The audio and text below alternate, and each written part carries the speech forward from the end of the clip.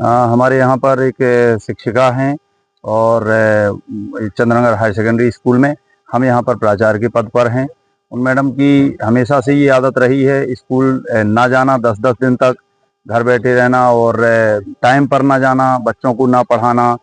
तो इस वजह से जो भी प्राचार्यों ने आज तक उनको इसके लिए रोका टोका है और उनके उपस्थिति पंजी पर अगर उनकी अवकाश दर्ज किया है तो उसके भी विरुद्ध उन्होंने इसी प्रकार की शिकायत करके दबाव क्रिएट किया है और वो अपने महिला जनित शिकायत करके और दबाव बनाने का कार्य करती हैं। उनके द्वारा जो आरोप लगाए गए हैं आपके ऊपर, उसके बारे में क्या कहेंगे? उन्होंने जो अपने वीडियो हमने देखी थी जिसमें उन्होंने 29 तारीख की एक घटना बताई है, तो उसके लिए मेरा यही कहना है कि जिस समय की वो घटना बता रही हैं तो दरअसल बात यह है कि 27 तारीख को उन्होंने हमको एक मांग पत्र दिया था जिसमें उन्होंने कुछ सामग्री की मांग की थी। वो आईसीटी लैब की प्रभारी हैं, तो हमने उनसे कहा था कि वैधानिक प्रक्रिया के तहत क्रय करके आपको दे दी जाएगी। तो वो उसके लिए जल्दबाजी में आ रही थी कि नहीं, हमको तत्काल चाहिए, अभी चाहिए। और दूसरा, शिक्षक डायरी वो कभी बनाती नहीं है, तो उन्होंने उसका उल्लेख किया था कि हमारी शिक्षक डायरी गुम गई है। ये उन्होंने झूठ लिखा था उस पर। कारण ये था कि इतने महीने अध्ययन के निकल गए हैं, अध्यापन के, शिक्षक डायरी कभी बनाई नहीं। अब अगर ऐसी स्थिति में शिक्षक डायरी मांगी जाएगी तो कहाँ से देंगी? तो उन्होंने सीधे लिख दिया कि शिक्षक डायरी गुम गई है, इसीलिए हमको अलमारी दी जाए सुरक्षा की दृष्टि से। ये उनका प्लान्ड तरीके से ये इस तरह से मांगना था। जब वो उस चीज के लिए आनी तो हमने उनको पत्र दिया कि आप नियमों का पालन करते हुए क्रय कर लें और देयक प्रस्तुत कर दीजिएगा तो भुगतान की कार्रवाई की जाएगी।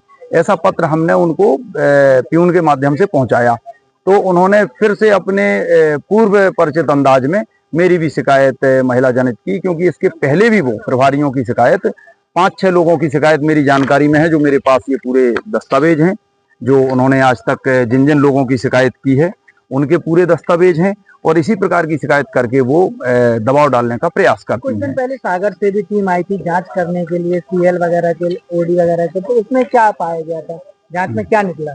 सामान्य प्रक्रिया है, वो निरीक्षण चलते रहते हैं। तो उस समय पे जेडी सर का निरीक्षण हुआ था, तो निरीक्षण के दौरान भी जो भी उनको कमियां मिली थी उसको जेडी सर ने अपने नोटिस के माध्यम से उत्तर चाहे थे। तो उस जो भी टीचर्स की, जैसे लैब के टीचर हैं या जिन जिन की भी कमियां थी, उन सब से उत्तर चाहे गए थे। तो वो नोटिस मैडम को देने पर भी वो बहुत बौखलाई थी। तब हमने उनको बड़े निवेदन स्वरूप कहा था और हमारे मोबाइल में उसकी रिकॉर्डिंग भी है कि मैडम जी, ये जो है जेडी सर का निरीक्षण है, अब जो कमियां आपकी मिली, जितने दिन से आप स्कूल में नहीं थी, उन्होंने इस चीज को पकड़ा, तो अब उसमें हम तो कुछ नहीं कर सकते हैं।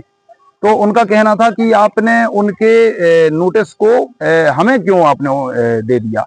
तो वो तो जेडी सर का निरीक्षण था। तो ये भी है कि कुछ टीचर भी यहाँ पर समय से नहीं आते हैं और कई दिन गोल भी रहते हैं, अब्सेंट भी रहते हैं। अब देखिए, आरोप तो वो और भी दूसरे लगा रही हैं। इसके पहले उनने 5-6 लोगों पे इसी प्रकार के आरोप लगाए हैं और उनको चारित्र्य खनन के आरोप लगाए हैं। तो आरोप तो व्यक्ति लगा देता है, लेकिन उसकी कोई सत्यता या कोई उसकी प्रमाणिकता भी तो होना चाहिए। तो ये सब कागज वही तो बता रहे हैं। जिन शिक्षकों को आरोप लगाया गया है वो शिक्षक अभी है कहाँ पे? हाँ, उनमें से एक जी, इसके पहले वो रनवा हायर सेकेंडरी में टीचर थी, पदस्थ थी। वहां पर प्रभारी वहां पर थे सीवी शुक्ला, चंद्रभान शुक्ला जी। उनके ऊपर उनकी शिकायत की थी, इसी प्रकार के विवाद में उनको भी घेरा गया था। तो वो अब रिटायर्ड हो गए हैं। उसके बाद फिर उन्होंने एक सुरेश पाठक जी की शिकायत की थी, वहीं रनवा में ही। तो सुरेश पाठक जी गहरे अवसाद में आ गए थे, क्योंकि देखिए, आप लोग भी जानते हैं कि शिक्षक एक सामाजिक से बहुत ज्यादा जुड़ा हुआ होता है और यही उसकी पूंजी होती है। तो वो पाठक जी जो है, सुरेश पाठक उस अवसाद के बाद खत्म भी हो गए हैं और उनका बेटा जो है वो अतिथि शिक्षक में अनुकंपा नियुक्ति में वो कार्य कर रहा है।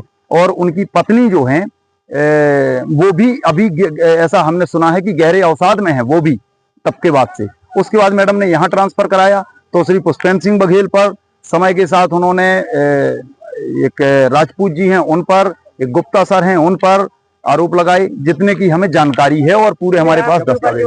जब उन पर आरोप लगे थे तो जांच में क्या पाया गया? जांच में कभी भी कोई दोषी सिद्ध नहीं हुआ है। ऐसा कि आरोप लगा क्यों रही है वो बार बार? तो अब ये तो वो ही जान सकती हैं, उनसे आप पूछ सकते हैं।